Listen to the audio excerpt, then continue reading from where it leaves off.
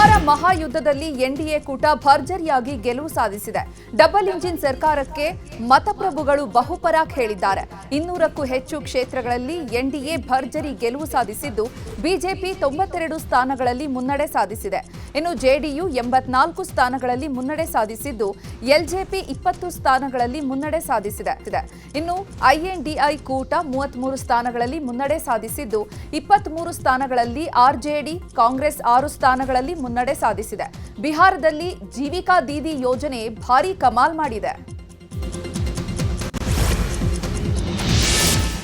ಬಿಹಾರದಲ್ಲಿ ಎನ್ಡಿಎ ಭರ್ಜರಿ ಗೆಲುವನ್ನು ಸಾಧಿಸಿದ ಎನ್ಡಿಎ ಬಹುಮತ ಪಡೆದುಕೊಳ್ಳಲು ಕೆಲವು ಮ್ಯಾಜಿಕ್ ಅಂಶಗಳು ಕಾರಣವಾಗಿದೆ. ಚುನಾವಣೆಯಲ್ಲಿ ಬಿಹಾರ ಜನತೆಗೆ ಹಲವು ಭರ್ಜರಿ ಯೋಜನೆಗಳನ್ನು ನೀಡಿದ್ರು. ಅದರಲ್ಲಿ ಪ್ರಮುಖವಾಗಿ ಮಹಿಳೆಯರಿಗೆ 10,000 ರೂಪಾಯಿ ಜೀವಿಕಾ ದೀದಿ ಯೋಜನೆ, ಜೊತೆಗೆ ಮೋದಿ, ನಿತೀಶ್ ಕುಮಾರ್ ಹಾಗೂ ಚಿರಾಗ್ ಒಗ್ಗಟ್ಟು ಪ್ರದರ್ಶನ. ನಂತರ ಡಬಲ್ ಇಂಜಿನ್ ಸರ್ಕಾರದಿಂದ ಹೆಚ್ಚಿನ ಲಾಭ ಆಗಿರುವ ಸಾಧ್ಯತೆ ಇದೆ. ಇನ್ನು ರಾಹುಲ್ ಗಾಂಧಿ ನಡೆಸಿದ ಮತಚೋರಿ ಆರೋಪ ಅಷ್ಟು ಪ್ರಭಾವ ಬೀರದ ಹಿನ್ನೆಲೆಯಲ್ಲಿ ಎನ್ಡಿಎ ಮೈತ್ರಿಕೂಟದ ಗೆಲುವಿಗೆ ಇವೆಲ್ಲ ಅಂಶಗಳು ಕಾರಣ ಆಗಿದೆ. ಬಿಹಾರದಲ್ಲಿ ಎನ್ಡಿಎ ಮೈತ್ರಿಕೂಟ ಗೆಲುವು ಹಿನ್ನೆಲೆ ಸಿಎಂ ನಿತೀಶ್ ಕುಮಾರ್ಗೆ ಪ್ರಧಾನಿ ನರೇಂದ್ರ ಮೋದಿ ಅಭಿನಂದನೆ ಸಲ್ಲಿಸಿದ್ದಾರೆ. ಎಕ್ಸ್ನಲ್ಲಿ ಪೋಸ್ಟ್ ಮಾಡಿರುವ ಮೋದಿ, ನಮ್ಮ ಹಿಂದಿನ ಸಾಧನೆ ಮತ್ತು ರಾಜ್ಯವನ್ನ ಹೊಸ ಎತ್ತರಕ್ಕೆ ಕೊಂಡೊಯ್ಯುವ ನಮ್ಮ ದೂರದೃಷ್ಟಿಯ ಆಧಾರದ ಮೇಲೆ ಜನರು ನಮಗೆ ಮತ ಹಾಕಿದ್ದಾರೆ. ಈ ಅಪ್ರತಿಮ ವಿಜಯಕ್ಕಾಗಿ ಸಿಎಂ ನಿತೀಶ್ ಕುಮಾರ್ ಜಿ ಮತ್ತು ಎನ್ಡಿಎ ಕುಟುಂಬದ ನಮ್ಮ ಮಿತ್ರರಾದಂತಹ ಚಿರಾಗ್ ಪಾಸ್ವಾನ್ ಮತ್ತು ಜಿತಿನ್ ರಾಮ್ ಮಾಂಜಿ ಮತ್ತು ಉಪೇಂದ್ರ ಕುಶ್ವಾಹ ಜಿ ಅವರನ್ನ ನಾನು ಅಭಿನಂದಿಸುತ್ತೇನೆ ಅಂದಿದ್ದಾರೆ. ಇನ್ನು ಮುಂದುವರೆದು ಮುಂಬರುವಂತಹ ದಿನಗಳಲ್ಲಿ ಬಿಹಾರದ ಪ್ರಗತಿ, ಬಿಹಾರದ ಮೂಲ ಸೌಕರ್ಯ ಮತ್ತು ಬಿಹಾರದ ಸಂಸ್ಕೃತಿಗಾಗಿ ನಾವು ಇನ್ನೂ ಹೆಚ್ಚಿನದನ್ನ ಮಾಡುತ್ತೇವೆ. ಬಿಹಾರದಲ್ಲಿ ಉತ್ತಮ ಆಡಳಿತ ಗೆದ್ದಿದೆ, ಅಭಿವೃದ್ಧಿ ಗೆದ್ದಿದೆ, ಜನಪರ ಮನೋಭಾವ ಗೆದ್ದಿದೆ, ಸಾಮಾಜಿಕ ನ್ಯಾಯ ಗೆದ್ದಿದೆ ಅಂತ ಪ್ರಧಾನಿ ಮೋದಿ ಸಂತಸ ವ್ಯಕ್ತಪಡಿಸಿದ್ದಾರೆ. ಬಿಹಾರದಲ್ಲಿ ಎನ್ಡಿಎಗೆ ಭಾರಿ ಬಹುಮತ ಸಿಕ್ಕಿದೆ. ಹೀಗಾಗಿ ದೆಹಲಿಯ ಬಿಜೆಪಿ ಕಚೇರಿಯಲ್ಲಿ ಸಂಭ್ರಮಾಚರಣೆ ನಡೀತಾ ಇದೆ. ಕಾರ್ಯಕ್ರಮಕ್ಕೆ ಪ್ರಧಾನಿ ಮೋದಿ ಆಗಮಿಸಿದ್ದಾರೆ. ಕೆಲ ಹೊತ್ತಲ್ಲೇ ಬಿಹಾರ ಜನತೆಯನ್ನು ಉದ್ದೇಶಿಸಿ ಮಾತನಾಡಲಿದ್ದಾರೆ. ಬಿಜೆಪಿ ಕಚೇರಿಗೆ ಕೇಂದ್ರ ಸಚಿವ ರಾಜನಾಥ್ ಸಿಂಗ್, ಅಮಿತ್ ಶಾ, ಜೆಪಿ ನಡ್ಡಾ ಭೇಟಿ ಕೊಟ್ಟಿದ್ದಾರೆ. ಬಿಹಾರ ಚುನಾವಣೆಯಲ್ಲಿ ಎನ್ಡಿಎ ಗೆಲುವನ್ನ ಸಂಭ್ರಮಿಸ್ತಾ ಇದ್ದಾರೆ. ಇದೇ ವೇಳೆ ಕಾರ್ಯಕ್ರಮದಲ್ಲಿ ಸರ್ಕಾರ ರಚನೆ ಕುರಿತು ಮಹತ್ವದ ನಿರ್ಧಾರ ತೆಗೆದುಕೊಳ್ಳಲಿದ್ದಾರೆ.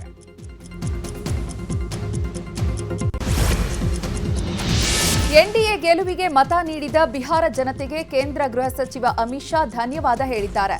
ಜ್ಞಾನ, ಕಠಿಣ ಪರಿಶ್ರಮ ಮತ್ತು ಪ್ರಜಾಪ್ರಭುತ್ವದ ರಕ್ಷಕರಾದ ಬಿಹಾರ ಭೂಮಿಯ ಜನರಿಗೆ ಲಕ್ಷಾಂತರ ನಮನಗಳು. ಬಿಹಾರದ ಜನರು ಎನ್ಡಿಎಗೆ ನೀಡಿದ ಈ ಬೃಹತ್ ಜನಾದೇಶವು ಬಿಹಾರದ ಅಭಿವೃದ್ಧಿ, ಮಹಿಳಾ ಸುರಕ್ಷತೆ, ಉತ್ತಮ ಆಡಳಿತ ಮತ್ತು ಬಡವರ ಕಲ್ಯಾಣಕ್ಕಾಗಿ ಮುದ್ರೆಯಾಗಿದೆ. ಕಳೆದ 11 ವರ್ಷಗಳಲ್ಲಿ ಮೋದಿ ಬಿಹಾರಕ್ಕಾಗಿ ಉದಾರವಾಗಿ ಕೆಲಸ ಮಾಡಿದ್ದಾರೆ ಮತ್ತು ನಿತೀಶ್ ಕುಮಾರ್ ಬಿಹಾರವನ್ನ ಕಾಡಿನ ಆಳ್ವಿಕೆಯ ಕತ್ತಲೆಯಿಂದ ಹೊರತರಲು ಕೆಲಸವನ್ನ ಮಾಡಿದ್ದಾರೆ. ಈ ಜನಾದೇಶವು ಅಭಿವೃದ್ಧಿ ಹೊಂದಿದ ಬಿಹಾರದ ಬದ್ಧತೆಗಾಗಿ ಅಂತ ಎಕ್ಸ್ನಲ್ಲಿ ಅಮಿತ್ ಶಾ ಪೋಸ್ಟ್ ಹಾಕಿದ್ದಾರೆ ಮತ್ತು ಮತ ಬ್ಯಾಂಕ್ ಆಗಿ ನುಸುಳುಕೋರರನ್ನ ರಕ್ಷಿಸುವವರಿಗೆ ಸಾರ್ವಜನಿಕರು ತಕ್ಕ ಉತ್ತರವನ್ನ ನೀಡಿದ್ದಾರೆ. ಬಿಹಾರದ ಜನರು ಇಡೀ ದೇಶದ ಮನಸ್ಥಿತಿಯನ್ನ ಪ್ರತಿಬಿಂಬಿಸಿದ್ದಾರೆ. ರಾಹುಲ್ ಗಾಂಧಿ ನೇತೃತ್ವದ ಕಾಂಗ್ರೆಸ್ ಪಕ್ಷ ಇಂದು ಬಿಹಾರದಲ್ಲಿ ಕೊನೆಯ ಸ್ಥಾನಕ್ಕೆ ಕುಸಿದಿದೆ ಅಂತ ಟೀಕಿಸಿದ್ದಾರೆ.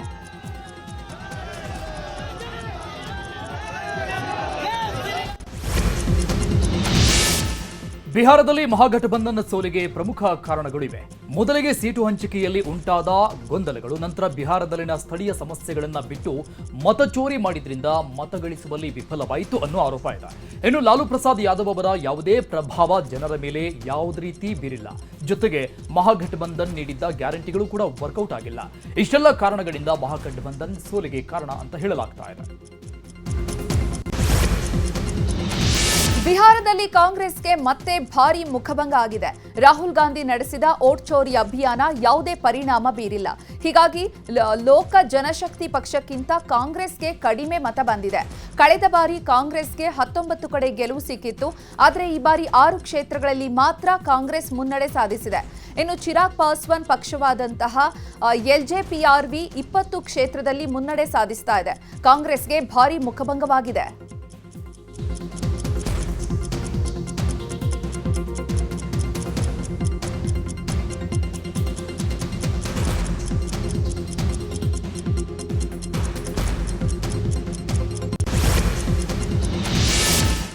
ಇನ್ನು ಇದೇ ವಿಚಾರ ಬಗ್ಗೆ ಮಾತನಾಡಿದ ಪೂರ್ಣಿಯಾ ಸಂಸದ ಪಪ್ಪು ಯಾದವ್, ಬಿಹಾರ ಜನರ ನಿರ್ಧಾರವನ್ನ ಒಪ್ಪಲೇಬೇಕು, ಇದರ ಬಗ್ಗೆ ನಾನು ಏನನ್ನೂ ಹೇಳಲಾರೆ, ಆದ್ರೆ ಈ ನಿರ್ಧಾರ ಬಿಹಾರಕ್ಕೆ ದುರಾದೃಷ್ಟಕರ ಅಂತ ಹೇಳಿದ್ದಾರೆ. चल रही है जो चीज उसको भी स्वीकार करना पड़ेगा और ये बिहार के लिए दुर्भाग्य होगा. जनता को मैं कुछ नहीं कह सकता, स्वागत करूंगा, लेकिन बिहार के लिए दुर्भाग्य होगा. गिरिराज से बड़ा अराजक और उससे बड़ा भ्रष्टाचारी को है क्या? चलिए चल. ಬಿಹಾರದಲ್ಲಿ ಎನ್ಡಿಎ ಜಯಭೇರಿ ಬಾರಿಸಿದ ಹಿನ್ನೆಲೆ ವಿಪಕ್ಷ ನಾಯಕ ಅಶೋಕ್ ಪ್ರತಿಕ್ರಿಯೆ ನೀಡಿದ್ದಾರೆ. ಬಿಹಾರದಲ್ಲಿ ಚುನಾವಣಾ ಫಲಿತಾಂಶ ಬಂದಿದೆ. ಬಿಜೆಪಿ ದಿಗ್ವಿಜಯ ಸಾಧಿಸಿದೆ. ಈ ವಿಜಯದಿಂದ ಪ್ರಧಾನಿ ನರೇಂದ್ರ ಮೋದಿ ಮತ್ತು ನಿತೀಶ್ ಕುಮಾರ್ ಅವರ ವರ್ಚಸ್ಸು ಹೆಚ್ಚಾಗಿದೆ. ಬಿಹಾರದ ಮತದಾರರಿಗೆ ಬಿಜೆಪಿ ಪರವಾಗಿ ಶುಭಾಶಯ ಕೋರುತ್ತೇನೆ ಅಂದಿದ್ದಾರೆ. ಇನ್ನು ಇದೇ ವಿಚಾರವಾಗಿ ಮಾಜಿ ಸಿಎಂ ಬಿಎಸ್ ಯಡಿಯೂರಪ್ಪ, ಕೇಂದ್ರ ಸಚಿವ ಪ್ರಹ್ಲಾದ್ ಜೋಶಿ, ಶಿವಮೊಗ್ಗದಲ್ಲಿ ಶಾಸಕ ಎಸ್ಎನ್ ಚನ್ನಬಸಪ್ಪ ಮತ್ತು ಮಾಜಿ ಕೇಂದ್ರ ಸಚಿವ ಭಗವಂತ ಖೂಬಾ ಕೂಡ ಪ್ರತಿಕ್ರಿಯೆ ನೀಡಿದ್ದಾರೆ.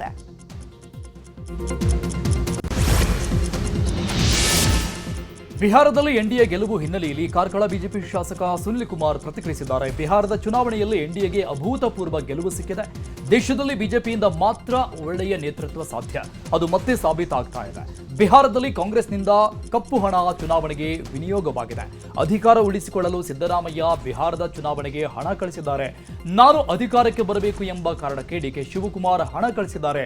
ಈ ಬಗ್ಗೆ ಸಮಗ್ರ ತನಿಖೆಯಲ್ಲಿ ಗೊತ್ತಾಗಬೇಕು ಅಂತ ಹೇಳಿದ್ರು. ಇನ್ನು ಇದೇ ವಿಚಾರದ ಬಗ್ಗೆ ಕೇಂದ್ರ ಸಚಿವೆ ಶೋಭಾ ಕರಂದ್ಲಾಜೆ ಕೂಡ ಪ್ರತಿಕ್ರಿಯಿಸಿದ್ದಾರೆ. ಬಿಹಾರದಲ್ಲಿ ಎನ್ಡಿಎ ಕಮಾಲ್ ಮಾಡಿದೆ. ಈ ಹಿನ್ನೆಲೆ ಮಾಧ್ಯಮಗಳಿಗೆ ಪ್ರತಿಕ್ರಿಯಿಸಿದ ಸಿಎಂ ಸಿದ್ದರಾಮಯ್ಯ, ಜನರು ಕೊಟ್ಟ ತೀರ್ಪನ್ನ ಒಪ್ಪಬೇಕು. ನಾನು ಬಿಹಾರಕ್ಕೆ ಹೋಗಿರಲಿಲ್ಲ, ಯಾಕೆ ಹಿನ್ನಡೆಯಾಗಿದೆ ಗೊತ್ತಿಲ್ಲ. ಎನ್ಡಿಎ ಯಾಕೆ ಇಷ್ಟು ದೊಡ್ಡ ಬಹುಮತದಲ್ಲಿ ಗೆದ್ದಿದೆ ಅನ್ನೋದು ಗೊತ್ತಿಲ್ಲ. ಬಿಜೆಪಿಯವರು ಬಿಜೆಪಿಯಲ್ಲಿ ಮಾತ್ರವಲ್ಲ ರಾಜ್ಯದಲ್ಲೂ ಕೂಡ ಓಡ್ಚೋರಿ ಮಾಡಿದ್ದಾರೆ ಅಂತ ಕಿಡಿಕಾರಿದ್ದಾರೆ. ಇನ್ನು ಇದೇ ವಿಚಾರವಾಗಿ ಮಾತನಾಡಿದ ಡಿಸಿಎಂ ಡಿಕೆ ಶಿವಕುಮಾರ್, ಬಿಹಾರ ಮತದಾರರ ತೀರ್ಪಿಗೆ ನಾವೆಲ್ಲರೂ ಕೂಡ ತಲೆಬಾಗಿದ್ದೀವಿ ಎಂದಿದ್ದಾರೆ. ಇದೇ ವೇಳೆ ರಾಜ್ಯಸಭಾ ಸದಸ್ಯ ಜೆಸಿ ಚಂದ್ರಶೇಖರ್, ಕಾಂಗ್ರೆಸ್ ನಾಯಕ ಸಲೀಂ ಅಹಮದ್, ಶಿವರಾಜ್ ತಂಗಡಗಿ ಕೂಡ ಪ್ರತಿಕ್ರಿಯಿಸಿದ್ದಾರೆ.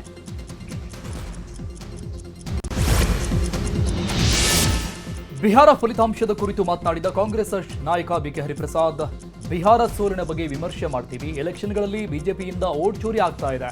ಒಂದು ಟೀಮ್ಗೆ ನಾಯಕ ಇರ್ತಾನೆ, ಆದರೆ ಅಂಪೈರ್ ಮೋಸ ಮಾಡಿದ್ರೆ ಏನಾಗುತ್ತೆ?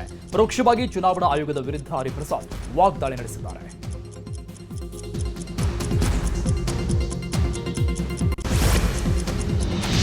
ಬಿಹಾರ ಚುನಾವಣೆ ಫಲಿತಾಂಶದ ಬಗ್ಗೆ ಶಾಸಕ ಸಿಸಿ ಪಾಟೀಲ ಸಂತಸ ವ್ಯಕ್ತಪಡಿಸಿದ್ದಾರೆ.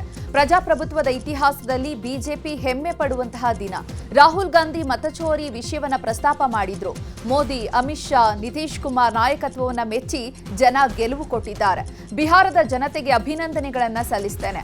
ಕಾಂಗ್ರೆಸ್ ಹಠಾವೋ ವಾತಾವರಣ ದೇಶದಲ್ಲಿ ನಿರ್ಮಾಣವಾಗಿದೆ. ಸಿಂಗಲ್ ಲಾರ್ಜೆಸ್ಟ್ ಪಾರ್ಟಿಯಾಗಿ ಬಿಜೆಪಿ ಹೊರಹೊಮ್ಮಿದೆ ಅಂತ ಗದಗದಲ್ಲಿ ಹೇಳಿದ್ರು.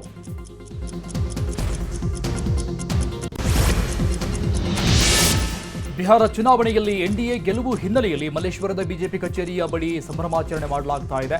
ಬಿಜೆಪಿ ಬಾವುಟ ಹಿಡಿದು ಕಾರ್ಯಕರ್ತರು ಸಂಭ್ರಮಾಚರಣೆ ಮಾಡ್ತಾ ಜೈಕಾರ ಕೂಗ್ತಿದ್ದಾರೆ.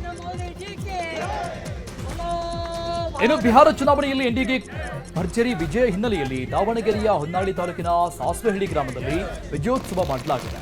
ಮಾಜಿ ಸಚಿವ ಎಂಪಿ ರೇಣುಕಾಚಾರ್ಯ ಹಾಗೂ ಬಿಜೆಪಿ ಪಕ್ಷದ ಮಂಡಲ ಅಧ್ಯಕ್ಷರ ನೇತೃತ್ವದಲ್ಲಿ ಸಂಭ್ರಮಾಚರಣೆ ಮಾಡಲಾಯಿತು. ಸಿಹಿ ತಿನಿಸಿ, ಪಟಾಕಿ ಸಿಡಿಸಿ ವಿಜಯೋತ್ಸವ ಆಚರಿಸಲಾಗಿದೆ.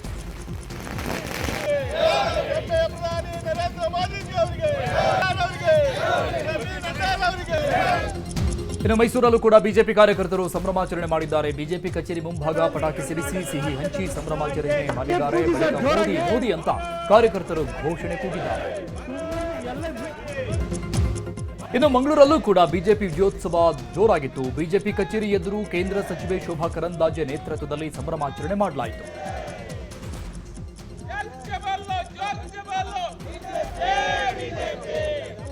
ಎನ್ಡಿಎ ಮೈತ್ರಿಕೂಟಕ್ಕೆ ಅಭೂತಪೂರ್ವ ಜಯ ಸಿಕ್ಕ ಹಿನ್ನೆಲೆಯಲ್ಲಿ ಉಡುಪಿಯ ಕಾರ್ಕಳದಲ್ಲೂ ಬಿಜೆಪಿ ವಿಜಯೋತ್ಸವ ಮಾಡಿದೆ. ಶಾಸಕ ಸುನಿಲ್ ಕುಮಾರ್ ಕಚೇರಿ ಮುಂದೆ ಕಾರ್ಯಕರ್ತರು ಸಿಹಿ ಹಂಚಿ ಸಂಭ್ರಮಾಚರಣೆ ಮಾಡಿದರು. ಕಲಬುರಗಿಯಲ್ಲೂ ಕೂಡ ಮೋದಿ ಅಭಿಮಾನಿಗಳಿಂದ ಸಂಭ್ರಮಾಚರಣೆ ಮಾಡಲಾಗ್ತಾ ಇದೆ. ನಗರದ ಎಸ್ವಿಪಿ ವೃತ್ತದಲ್ಲಿ ಮೋದಿ ಭಾವಚಿತ್ರಕ್ಕೆ ಹಾಲಿನ ಅಭಿಷೇಕ ಮಾಡಿ ಸಿಹಿ ತಿನಿಸಿ ಸಂಭ್ರಮಾಚರಣೆ ಮಾಡುತ್ತಿದ್ದಾರೆ.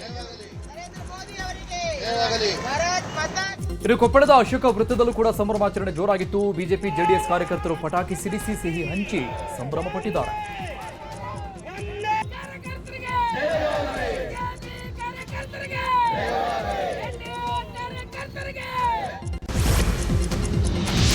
ಬಿಹಾರದಲ್ಲಿ ಎನ್ಡಿಎ ಭರ್ಜರಿ ಗೆಲುವು ಸಾಧಿಸಿದ ಹಿನ್ನೆಲೆ ಪಾಟ್ನಾದಲ್ಲಿ ಜೆಡಿಯು ಕಚೇರಿ ಮುಂದೆ ಕಾರ್ಯಕರ್ತರು ಭರ್ಜರಿ ಸಂಭ್ರಮಾಚರಣೆ ಮಾಡಿದ್ದಾರೆ. ಪಟಾಕಿ ಸಿಡಿಸಿ ಲಾಡು ಹಂಚಿ ಸಂಭ್ರಮಾಚರಣೆ ಮಾಡಿದ್ದಾರೆ. ನೂರಾರು ಕಾರ್ಯಕರ್ತರು ಸಂಭ್ರಮಾಚರಣೆಯಲ್ಲಿ ಭಾಗಿಯಾಗಿದ್ದು ಮೋದಿ ಹಾಗೂ ನಿತೀಶ್ ಕುಮಾರ್ಗೆ ಜಯಘೋಷ ಹಾಕುವ ಮೂಲಕ ಸಂಭ್ರಮಿಸಿದ್ದಾರೆ.